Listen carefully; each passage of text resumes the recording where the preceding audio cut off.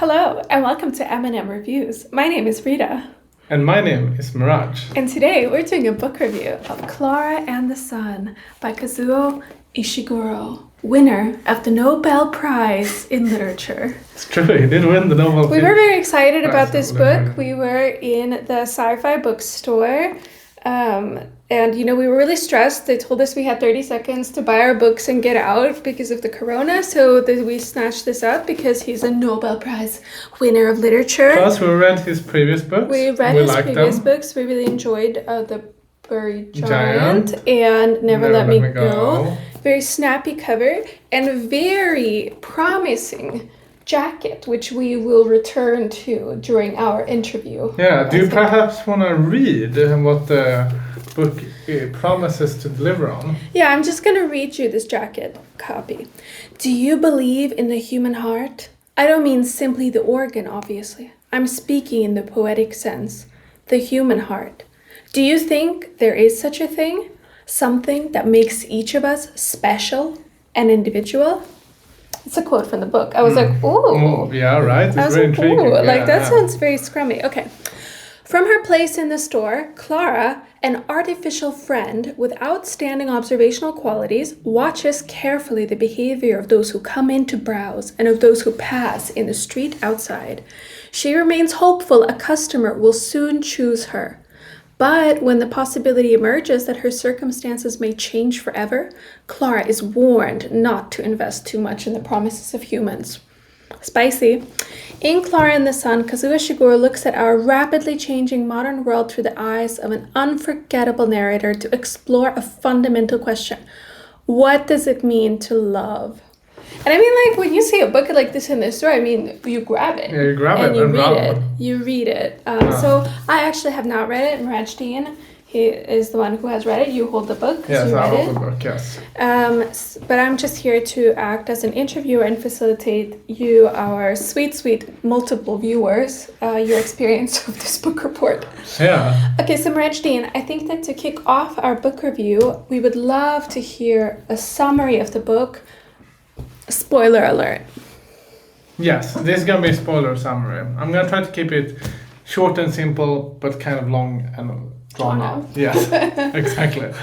So this book is written in a first-person perspective, and we interact with the world through the artificial friend Klara. She's an artificial friend. There are many of those. They all designed, and they all have sort of their own unique abilities to some extent. The first part of the book is that she's in a store with these other artificial friends, and it's a lot of her just being in the store, being displayed in the window, kind of observing the world. Eventually, she has an interaction with a child, a teenager more, who promises that she will purchase Klara, and all of these artificial friends really wants to be purchased, and they want to have humans to love because that's their kind of purpose. After a while, the child returns and she actually does in fact get purchased. Now she's moved to the child's home where the child lives with her mother, and they kind of live out in the countryside and only have one neighbor close to them. We quickly find out that the child is sick, and the reason she is sick is because in this world all the rich people, or especially the rich people, they have elevated their children, which has meant that they have done some genetic modification, so they're supposed to be super smart. I like the word elevate. Yes, it's a good word actually. Yeah, we should use it more often in ordinary conversation. Elevated beings. Elevated beings. Although it's not told explicitly, you feel like the reason that they have to do this elevation is because the world is has more artificial intelligence, machinery in it, so there's less jobs for the humans to do. But this elevation can make you sick, and this girl has become sick. So then a large part of the book is just kind of Klara interacting with this girl, although they're not really interacting. It's just more kind of you're experiencing Klara observing this girl and her interactions with her mother, but they're supposed to be ostensibly be friends.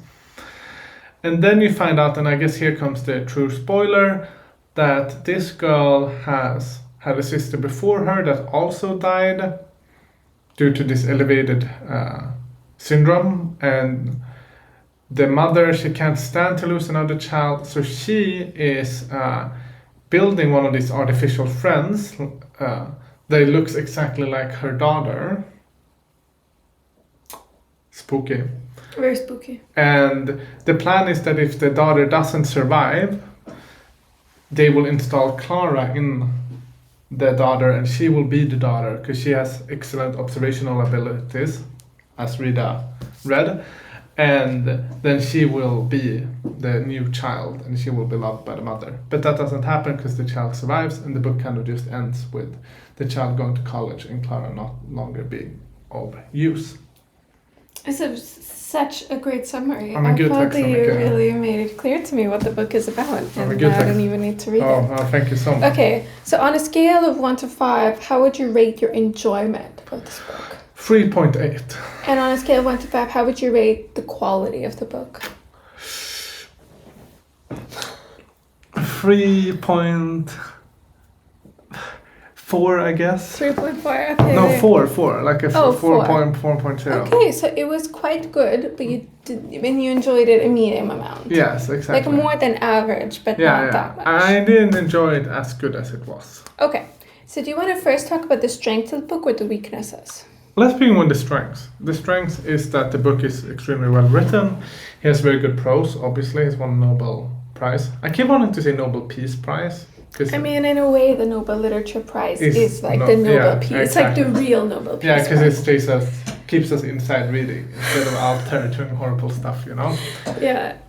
So that's a strength. The other strength is that the book, it kind of like, it's a page turner, and it's not a page turner because it's like fully packed with like all these plot points that you really want to figure out, but it's a page turner because throughout it all there's this like mystery, and you want the mystery to reveal itself.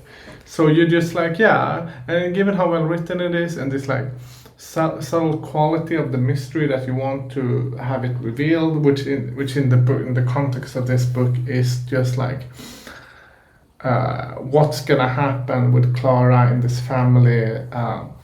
Is the child gonna be okay? And in the background, all this like weird stuff. The mother is doing some weird stuff. There's some neighbor that's like a bit weird and doing weird stuff. And there's like things about the world which you don't really know because you experienced it through the concept of the AI. So you wanna kind of find out about more of the world. And all of those things keep you turning the pages rapidly. And I feel those are the two strengths of this book, really. Yeah, and I really like how good he is. Well, sorry, one more. The concept is interesting also, right? Like the concept of... That's why we bought the book. Yeah, like the concept of like this artificial friend, what it means to be one of those. And I guess also as the book progresses and it reveals itself that the mother wants to kind of like install her daughter's consciousness into this AI and then dress her up to look, the AI to look as her daughter. It's just an interesting idea also because it's like I guess like a small meditation on like death and what it means to die and stuff. So those are the strengths of the book. Yeah. So really well articulated strengths. Thank you. Okay, and then what would you say were kind of the challenges, where the book struggled? What is it that didn't work for you? Yeah. So the book has 2 weaknesses, or like 3 weaknesses, but I guess like the 2 major weaknesses are this. So one central element of the book, as you've heard now, is this like the willingness for humans to go to extreme lengths to like avoid like facing the grim truths about reality, right? In this case, in the form of the mother, who can't just like face that she has made the choice that will lead to both of her daughters of dying, because in the book she's the one that chooses to elevate them, which is why she's divorced from her husband. And instead of facing that, she tries to like create this artificial version of her daughter. Do you think they get back together once the daughter survives? No, I don't think so. And then the other element of this book is that experiencing the world through this quasi-human perspective, right? And he's done both of these things before. So in The Bird Giant, you have the element of like trauma and refusing to face the grim truths about reality and instead choosing to like go to extreme lengths to avoid that. In the Bird Giant, it is the fact that they don't want to remember, so they chose to like, they have the option to like figure out why their memory keeps disappearing, but they choose to not act on that because they would remember bad things. And in Never Let Me Go, you have the quasi-human experience of the world because you experience it through these children who are just raised to kind of be slaughter pigs for the organs, right? But in this book, both of those components are there, but he doesn't really successfully like execute those components. So, which is to say that first, you just don't really feel with the mother, you know. You don't feel her plight, you don't feel her suffering, you don't feel this like, yes, I could like imagine what it would be like to have this desire, to be willing to like go to this length, not to have, you know. Yeah, okay. Yeah, which is like pretty weird because I feel like that's a very gripping story. Yes, know? Exactly. Okay, yeah. So as I said, the concept is good, but so like the content of the concept is not there. But I think the bigger problem out of those two is the fact that like you never fully get to experience. You don't get really the experience of what it would be like to be this artificial friend Klara and experience the world from that perspective. Which is a pretty big problem if the book is written from the AI perspective. Yeah, exactly. Because that was what I was sold on. Yeah, right. The eyes of an unforgettable narrator. Yeah, yeah. Because in the end, Klara is just kind of forgettable. Oh no. And you don't feel like there's anything special about her. You don't feel like a strong sense of attachment to her. Like you feel a bit of attachment, like in the end when she goes to just like kind of die, I guess like shut down slowly because she's filled her purpose. You feel like, yeah, this is sad, but I mean, it's a 300-page book where she's the only character. You're supposed to feel like a bit more than like, you know, I will forget this in T-5 seconds, you know, as Jeremy Jans says. And I feel like there were so many missed opportunities for like discourse, if you know what I mean. Because I feel like if you're experiencing the world through the AI, there's so much of that experience that could be novel, that could be intriguing. And although there are some components of that, some like, oh, the AI doesn't understand this human interaction, and then in the process of the AI not understanding that human interaction, we get kind of like a breakdown of that general type of human interaction and why it's kind of silly. There's some of that, but it's not a lot, and it's kind of like it's on the surface level always. And it also has some inconsistent applications. So at certain points, the AI is kind of like struggling to experience like concept X.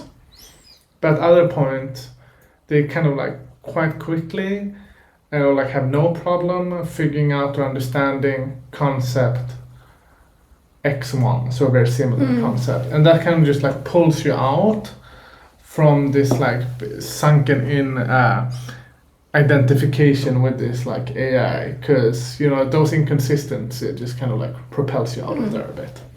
So I think those were the two big problems. Yeah, so it's kind of like well written, but doesn't really deliver. Yeah, exactly. But you still enjoyed it quite a lot. So the quality of the writing. Yeah. And the concept itself really outweighs. Yeah, exactly. It I mean, it does. I mean, it's just like I feel like the writing really carries this book, and the mystery element carries this book, and but the book definitely could have been a lot better. I feel like it would have been better if you just like thought more about what it would be like to be Klara. Do you know what I mean? Yeah, okay. So you feel like he just didn't think it through, which is weird if you're gonna write book. So as a last question, you know, we have here that this book is gonna explore a fundamental question, which is what does it mean to love? So I'm wondering, you know, if you gained any insights about what it means to love from reading this book, because I know you're really into love. Yeah, I'm really into love. I love books, love novels. I love loving you know. But yeah, and I guess that's like the third problem, that if I like now, I kind of just picked up this book. Like, I mean, we picked it up, but for me, it was just like, oh, it's a book by this guy. I like this guy. It has a snappy title, Klara and the Sun. You really quickly see AI, right? It was enough for me. But if you really like were in the store and you really read the back here, you really are made to believe it's about like it's a meditation on love, right? But the book is not all on meditation on love in like any way. Okay. So this is just false marketing. And I think that is just like objectively true. That the book doesn't contain any like kind of like profoundness about love. And I mean, I guess like a book to be about love, it doesn't have to contain any profound insight about love. But this book kind of like markets itself as if it's containing a profound insight about love. But moreover, so we're just like whoever wrote this book cover is like in real big trouble. Yeah, I feel so. But moreover, it doesn't make you feel the love either, right? So it's not only has this, it doesn't even have. So not only does it not have this like explicit meditation on love, it doesn't make you kind of like implicitly reflect on love, you know, because it doesn't make you. Oh, I love you very much. Feel the love of the book, so to speak. And so I can also see that someone who like really goes into the store, really like picks up the back, reads it, and it's like, I'm really interested to read a book about love that makes me like reflect on what love means as an idea, as a concept, as a feeling, as a phenomenon, as like a relational property. And then reads this book, they would probably be quite disappointed, I would say. But isn't it meant to be that the robot loves the child? So she's... Yeah, but you never feel that. It's so weird. You never like feel the, Maybe that's the statement on love, is that it doesn't feel like anything. And I mean, there's like more nitpicky things you could like pick on there. For example, it's a bit like Klara. There's many interactions between Klara and the child where they say like, oh, we're friends, right? We're best friends. And Klara is thinking, this is a friend of mine. And now I feel like we were friends. But you don't see them really doing friend stuff together. And perhaps you could say that, oh, he was being so smart here, if you want to be really like, you know, on his side. And he's like, because he's like portraying that like, for like, humans, friendship doesn't have to be this like active thing, but just can be having someone that's like around you and makes you feel calm by virtue of having them around. But again, even that part is like more stated than like shown. But I think those type of problems just ties back to him having not like really figured out what it would be like to be Klara. So he like took on a premise that he didn't really fully go into and couldn't really deliver on, but he was just really excited about the premise and he just wrote a good book with it. Yeah, I think so. I think that's what I think that's exactly what happened if I had to like speculate. But ultimately, am I sad that I read it? No. Am I happy that I read it? Like, yeah.